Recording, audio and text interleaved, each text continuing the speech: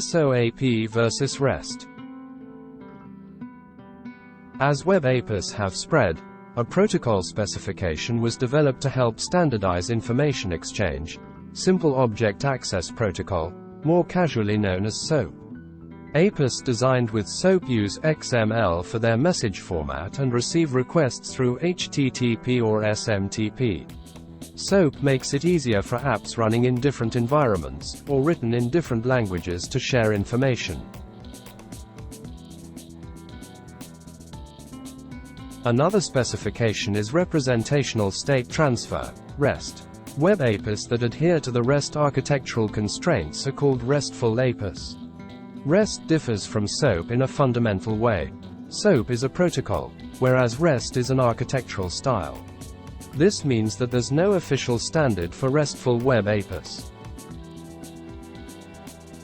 As defined in Roy Fielding's dissertation, Architectural Styles and the Design of Network-Based Software Architectures, APIs are RESTful as long as they comply with the 6 guiding constraints of a RESTful system. Client-server architecture. REST architecture is composed of clients, servers, and resources, and it handles requests through HTTP. Statelessness. No client content is stored on the server between requests. Information about the session state is, instead, held with the client. Catchability. Caching can eliminate the need for some client-server interactions. Layered system. Client-server interactions can be mediated by additional layers. These layers could offer additional features like load balancing, shared caches, or security. Code on demand. Optional. Servers can extend the functionality of a client by transferring executable code. Uniform interface. This constraint is core to the design of RESTful APIs and includes 4 facets. Resource identification in requests. Resources are identified in requests and are separate from the representations returned to the client. Resource manipulation through representations. Clients receive files that represent resources. These representations must have enough information to allow modification or deletion. Self-descriptive messages. Each message returned to a client contains enough information to describe how the client should process the information.